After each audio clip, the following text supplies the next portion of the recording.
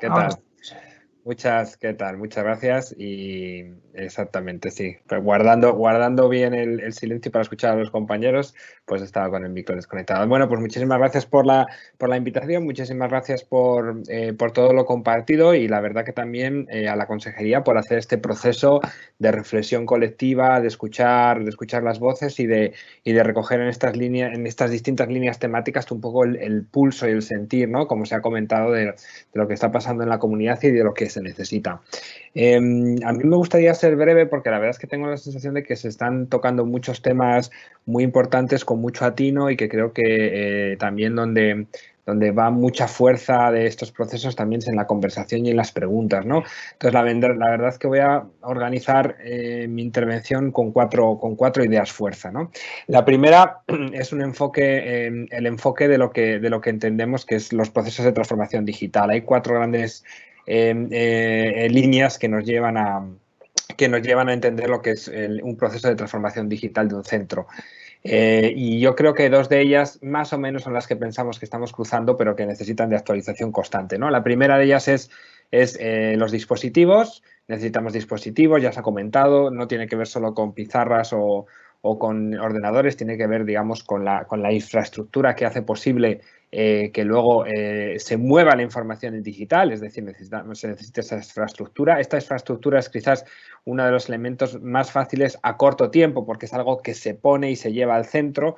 Las otras barreras que vienen después son las más difíciles. La siguiente es la de la red, que en este caso se está avanzando también en la conectividad, pero las dos siguientes son las más complicadas, ¿no? Una de ellas tiene que ver con la competencia digital del profesorado, porque es un profesorado competente en lo digital el que puede hacer una transferencia, digamos, y una enseñanza de esa competencia digital con los alumnos. Y en un cuarto lugar, entender que las políticas de transformación digital no son solo políticas escolares. Y esto es algo que necesitamos pensar, porque las políticas escolares, es decir, las políticas educativas, entendiendo, ¿no? Como ha dicho la compañera justo antes de mi intervención, las políticas educativas no son políticas solo escolares, no tienen que ver con el centro, también tienen que ver con los proyectos de vida de los estudiantes, con los sistemas sociales, con el sistema de salud, con el municipio, con la organización de los espacios abiertos en el barrio. Es decir, las políticas educativas no son solo políticas escolares, y las políticas de transformación digital o la reglamentación de la transformación digital no tiene que ver solo con la escuela, sino también tiene que ver con las posibilidades que organizamos alrededor para que los docentes sean capaces de crecer en su competencia digital y puedan vivir en una ciudad y en un barrio y en un entorno más conectado. Por lo tanto, al lado de lo que pueda ser la transformación digital de centro, tenemos que pensar que esos centros se mueven no solo como átomos digitales aislados, sino que se mueven en un mundo donde esos mismos niños y niñas pueden llegar a su casa, pueden tener o no conectividad, pueden tener o no conectividad en las bibliotecas y pueden tener o no espacios abiertos, etcétera, y esto incide también en ese desarrollo de la competencia digital. Por lo tanto, este enfoque de superar esas dos primeras barreras para llegar a la tercera y a la cuarta, en la que trabajamos con docentes competentes en lo digital y con instituciones, con redes de instituciones sociales competentes en lo digital, me parece muy importante. La segunda idea que me gustaría compartir, creo que ha salido, pero hay que subrayarla. Los procesos de transformación de centro son procesos de transformación de escuela.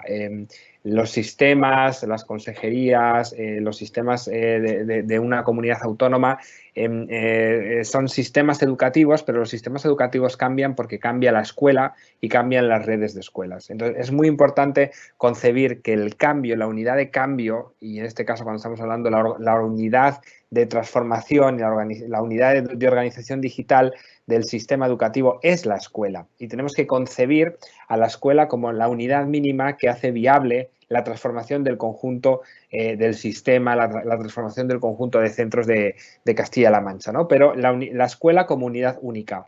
Ni profesores aislados, ni etapas, porque eso no tiene permeabilidad ni replicabilidad en el tiempo, pero al mismo tiempo no podemos llegar con grandes redes de escuelas más allá si no concebimos cada escuela. Esto significa que lo que necesitamos es entender qué tiene cada escuela, cómo se encuentra la competencia digital de su equipo de profesores, en qué niveles de alguna forma podemos trabajar para tener un primer diagnóstico y una primera línea de trabajo en la que podamos iniciar un trabajo con esas escuelas. La tercera idea es que me parece muy necesario y cada vez más que haya un planteamiento por el cual, más allá de lo que la tecnología ayuda en la organización de centro, en las comunicaciones con las familias, en las calificaciones, en los certificados, en algunas cuestiones burocráticas, más allá de la organización y gestión, es muy importante entender que hasta que no hagamos un desarrollo de la competencia digital